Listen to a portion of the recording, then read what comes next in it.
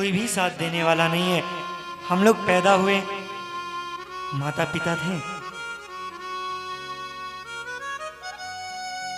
खिलाया पिलाया, 9 महीने तक पीठ पर 7-8 किलो का वजन लेकर के चलती रही माँ। कभी एक उपसक नहीं करी कि मुझे दर्द दे रहा है, और प्रसन्नता होती है। लेकिन वही जब पुत्र बड़ा हो जाता है ना, तो पत्नी के मोह में आकर के अपने ही माता पिता को त्याग देता है। जो पद वो पहले अपने माता पिता को देता था, अब वो 50-50% में बट गया। 50 माता के पास बचा, 50 पत्नी के पास, अब आधा तो बढ़ गया।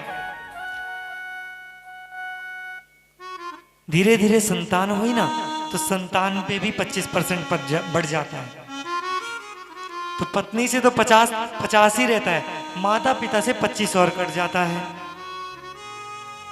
75% हो गया। 25% माँ बाप में बचा महाराज, केवल 25%। यदि हमने बच्चों को संस्कार दिया है ना, तो हो सकता है कि थोड़ा बहुत उसके पास ज्ञान हो और वो हमें इस संसार सागर पे लगे हुए भी हमारा ख्याल रखे। लेकिन हमने अगर समस्त सुविधाओं को प्राप्त करवा करके और उसको समस्त सुख सुविधाएं दे दी, तो निश्चित ही वो माता पिता को एक भी ध्यान नहीं देगा।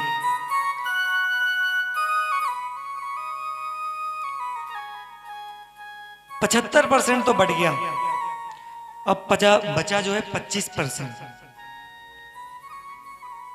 अब 25% में भी बांटना चाहते हैं। कैसे? काम धंधा जो है सब मनुष्य पे लगा देते हैं, माँ बाप के पास समय नहीं बचता। वही पुत्र जिसके लिए इतना संघर्ष किया गया महाराज, आज वही पुत्र क्या कर रहा है? पिताजी को साइड करने में लगा हुआ है, सोचता है वृद्धाश्रम में चले जाए। कोई ये नहीं चाहता कि माता पिता साथ में रहे। आए दिन वृद्धाश्रमों में वृद्ध लोगों की संख्या बढ़ती जा रही है। अरे महाराज, यदि अगर एक पुत्र को ही इतना संस्कारवान बनाया होता, तो आज वृद्धाश्रम जाने की नौबत कैसे आती। जो पत्नी थी वह अंत में जाएगी और गेट कर, जब मर जाएंगे ना, जब स्वयं मर जाएंगे, गेट तक रहेगी। ध्यान से सुनिएगा, बड़ी काम की बात है। पत्नी जो है द्वार के बाहर नहीं जाएगी, जिसके लिए हमने 50% मोह किया। माता पिता तो पहले ही चल बसेंगे, बचे पुत्र। पुत्र भी आपस में लड़ते हैं, 10,000 तुम दोगे, 10,000 तुम दोगे, 10,000 तुम दोगे। जब 30,000 होगा तब जाकर के तेरे ही बरखी होगी। उसमें भी महाराज द्वेष होता है, कौन ज्यादा दे रहा है, कौन कम दे रहा है। अब करे तो करे क्या? पिताजी भी ऊपर से देख करके हंस रहे हैं, वाह मैंने क्या संस्कार दिए हैं बच्चों को। आपस में लड़ रहे हैं। 4 दिनों की प्रीत जगत में, 4 दिनों के नाते हैं। इस संसार में केवल 4 दिनों की प्रीति है महाराज। 4 दिन के बाद न तो आप यहां हैं, न तो मैं वहां। पलकों के पर्दे पड़ने पर सारे नाते मिट जाते हैं। ये जो पर्दों के पलके हैं ना, पर्दों के पलके, ये कोई और नहीं, ये नेत्र हैं। जब तक ये हमारे नेत्र खुले हैं ना, संसार में सभी लोग हमें सम्मानित करेंगे, लेकिन जब ये बंद हो जाएंगे, स्वामी के जाने पर, घर के स्वामी के जाने पर, घर की शुद्धि कराते हैं। पिंड दान कर प्रेतात्मा से अपना पिंड छुड़ाते हैं। जब ये नेत्र बंद हो जाते हैं ना, तब इंसान सोचता है कितना जल्दी जाए। होता है ना, ज्यादा देर तक मृत शरीर को घर पर भी नहीं रखते। जिसने महाराज आज तक खून पसीना एक करके घर बनाया, पुत्र प्रेम में पड़ करके इतना सारा संसार बसा दिया, एक साम्राज्य तैयार कर दिया, आज वही क्या कर रहे हैं? बोल रहे हैं जल्दी निकालो। पिंड दान कर प्रेतात्मा से अपना पिंड छुड़ाते। और पिंड दान कर प्रेतात्मा से, जो कल तक मेरे पिता थे, जो कल तक मेरे सगे संबंधी थे, आज वही क्या बन गए? प्रेत बन गए महाराज, प्रेत भूत बन गए। और उसके पीछे क्या कर रहे हैं? पिंड दान कर रहे हैं। जो कल पिता थे उन्हीं के पीछे पिंड दान करते फिर रहे हैं। पिंड दान कर प्रेतात्मा से अपना पीछा छुड़ा।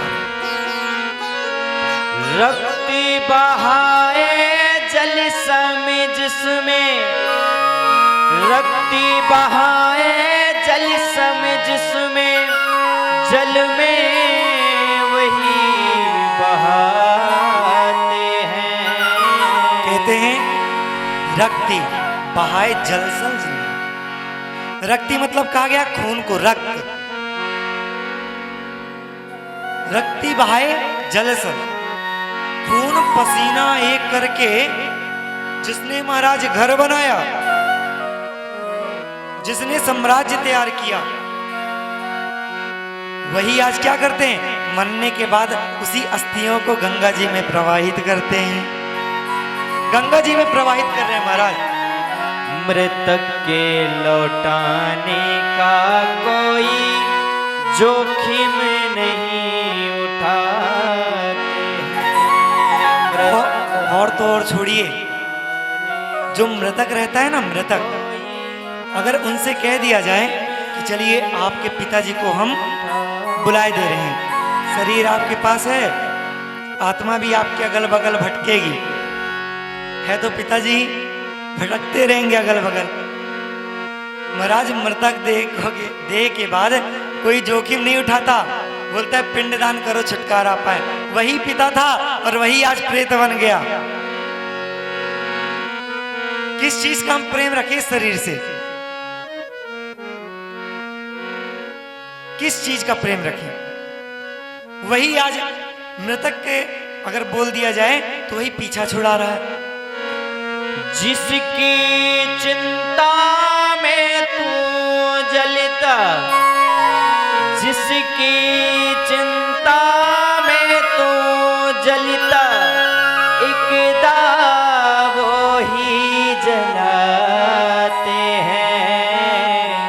मृतक के लौटाने का कोई जोखिम नहीं उठाते।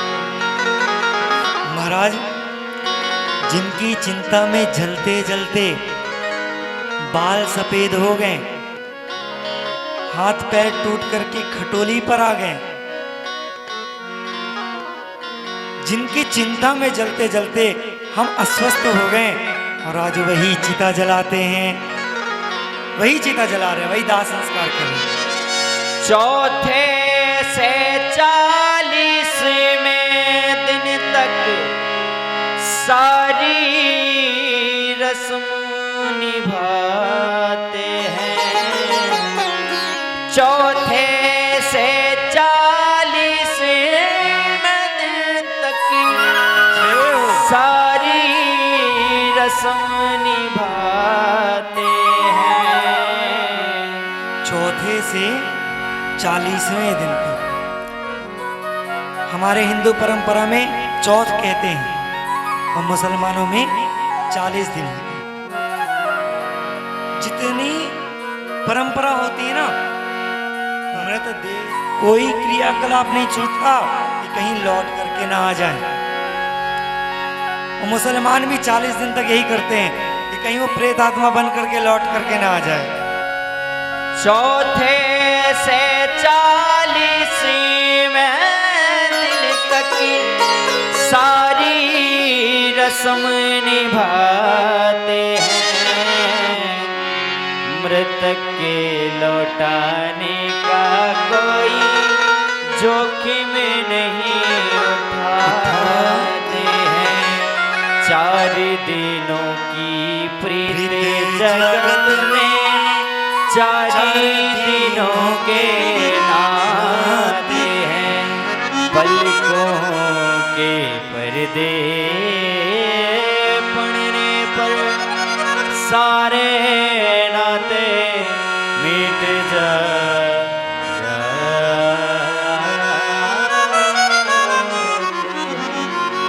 आदमी के साथ उसका खत्म किस्सा हो गया। आग ठंडी हो गई, चर्चा भी ठंडा हो गया। कल तक बन फिरता था बन के तस्वीर, आज लग गया दीवार पर, मजबूर कितना हो गया, मजबूर कितना। बड़े ध्यान से सुनने वाली बात है। आदमी के साथ खत्म किस्सा हो गया। जब तक आदमी था महानता भी थी, एक पद भी था, प्रतिष्ठा भी थी, लेकिन जैसे ही वह संसार सागर को त्यागा तो उसका किस्सा भी खत्म हो गया। दूसरी लाइन है, बन के तस्वीर आज फिरता था, बन के तस्वीर आज लग गया दीवार पर, मजबूर कितना हो गया। जो बड़े शान से 4 व्हीलर 2 व्हीलर स्कॉर्पियो हवाई जहाज से जो सफर करते थे, वो जब देहांत होता है ना तो उसके बाद फोटो में नजर आते हैं, अदर कहीं नहीं नजर आते। वो भी एक फॉर्मेलिटी है कि साल में एक बार माला चेंज कर देना, वो भी पर डे नहीं, टेम्परेरी वाला जो साल भर चल जाए। जो हमारे सगे संबंधी पुत्र बीवी जब कोई काम का नहीं है तो किस लिए इस मनुष्य देह को हम तपा रहे हैं इस शरीर पर, धरती पर। हम ये नहीं कहते